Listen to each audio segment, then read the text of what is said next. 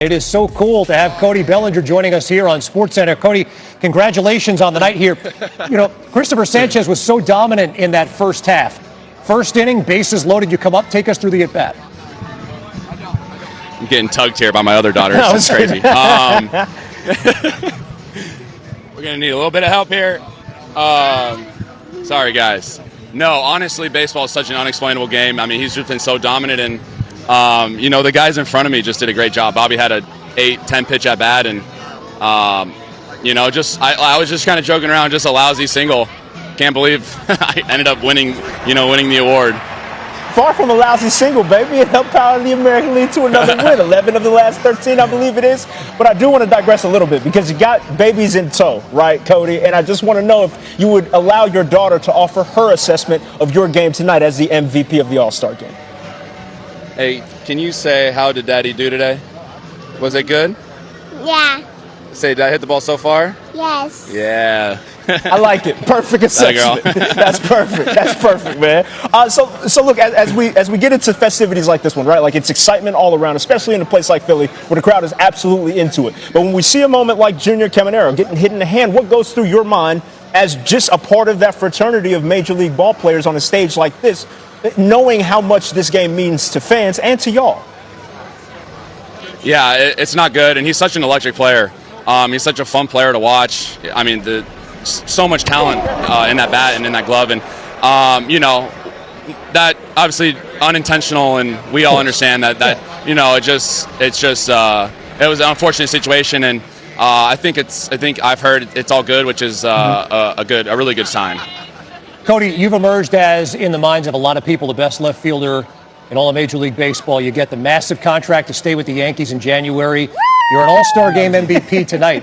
What's this moment like for you? It's pretty surreal, man. I mean, I haven't been back here since 2019, and this is my first time experiencing it with a family. I honestly just try to enjoy it. You never know when it's going to be your last, and I had a pretty good first half, and I just try to enjoy it as much as possible. An MVP in 2019, an All-Star Game MVP in 2026. Cody, so cool to see you enjoying this with your family. Good luck in the second half, and congratulations on tonight. Thank you, guys. I appreciate it. Thank you. What are you hearing on a timeline here for LeBron to make his decision? Kev, there's no exact timeline yet, but we are inching closer to a LeBron James decision. All the information that he could want is in because all the teams have made their pitches. General managers, owners, presidents of teams have made their contact. They've continued to be in touch with agent Rich Paul this week. Players have reached out to LeBron James, recruiting him. And yes, the voice notes have all been listened to. The rosters are set. The decks are all laid out. The leaders here are Cleveland, Miami, Philadelphia, Golden State, and Minnesota. And what we know is LeBron James has made it clear privately he wants to be in a situation where he can compete for a championship, but also join a culture, a team environment that he feels like he can uplift. And the fact that money is not the driving factor here means that he is able to take his time, because we have offers that we know from with LeBron James that range from minimums to exceptions to salary space. So we'll see when he's ready to make his decision. NBA senior writer Anthony Slater has been in the field getting the latest. And hey, the Warriors, they are among several teams playing the waiting game with LeBron. But what are you hearing about Golden State's chances to actually land him?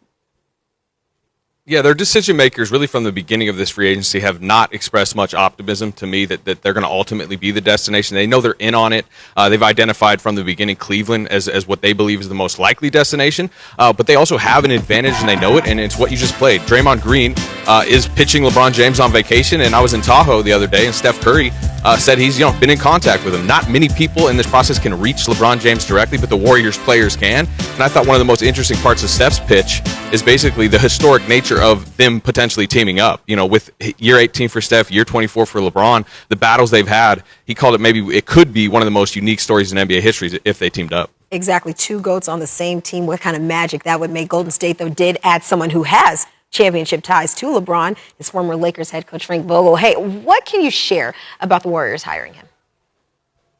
Yeah, he did win a championship with LeBron in 2020 in the bubble with the Lakers, but I've been told it wasn't about luring LeBron, hiring Frank Vogel. It was about his experience and his acumen. The Warriors this summer lost Harry Stotts, they lost Jerry Stackhouse, and they wanted somebody next to Steve Kerr on the bench with head coaching experience. Obviously, Vogel has that, and also they needed somebody to lead the defense. And Frank Vogel historically has been a great defensive coach, so they hired him, and maybe that helps a little bit in the LeBron pitch, but generally they just want Frank Vogel next to Steve Kerr.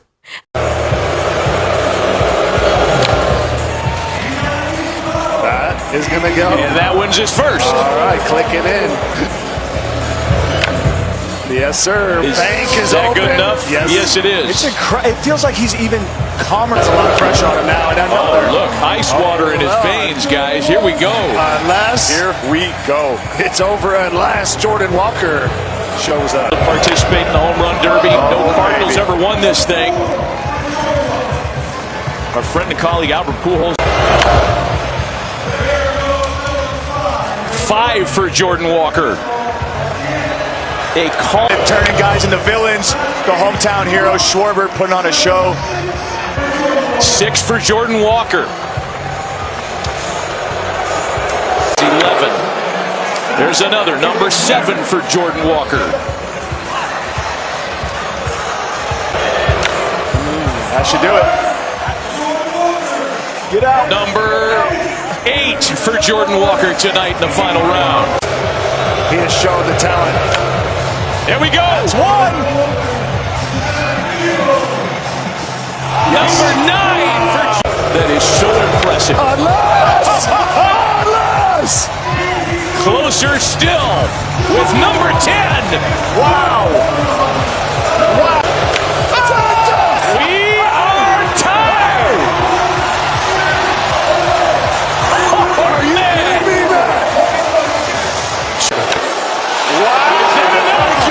Is that enough?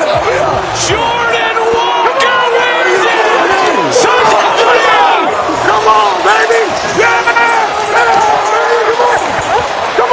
The 2026 U.S. men's national team performance in the World Cup was? Oh man. Memorable. Okay.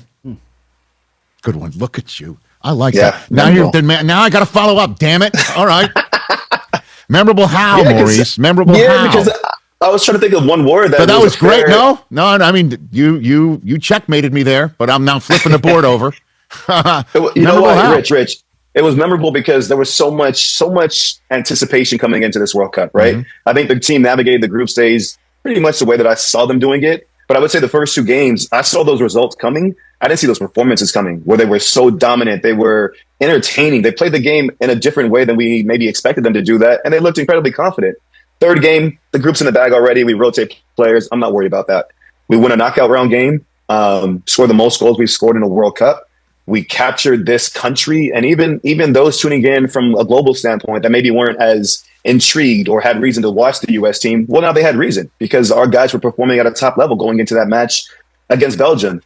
Now that's where it's a little bit disappointing, of course, and to me, that match is more disappointing because of the performance versus the result. If we lost that game, Rich, and we left everything out there was no ounce of performance that we could have mustered up beyond what was there, then fine. If you're just beaten by a better team, you have to at some point hold your hand up and say, there's still room for growth and we're just not at that level yet. I didn't feel like that was the case. I thought we could compete against this Belgian side. And so that's where there's disappointment. But that being said, you look at the numbers that came in and the people that tuned in to watch that game, I think it was 30 million plus, right? So that just shows how much this team has inspired this country, has given us reason to believe in what the future can look like, but also it's now a challenge. It's a challenge for for this set of players, for U.S. soccer to continue to progress us in the right direction.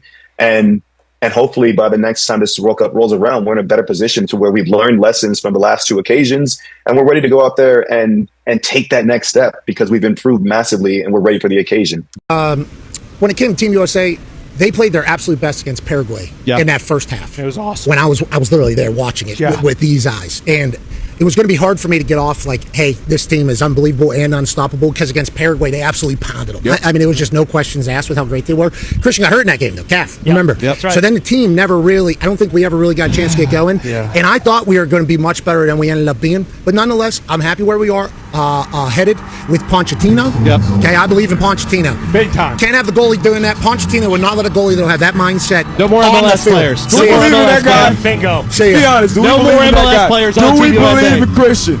I believe in Pop. You guys have been gassing We're talking him about up. Pochettino. Talking about Pop. No, I believe in Pop. We know we have a problem with that. We can't do this. got hurt. This is weeks ago, boys. Christian played his last It's game. over. No, he played his last game for Team USA. That's not true. That's one half. That's one half of the hammer. Cowboys AP Tone, who obviously got into soccer at the last World He had Cup. a leg injury. It's a long way away from your heart. You play the game with your feet, okay? The legs are important. You don't play it with your heart. That's the Talks the Table at What? Boston Connor, and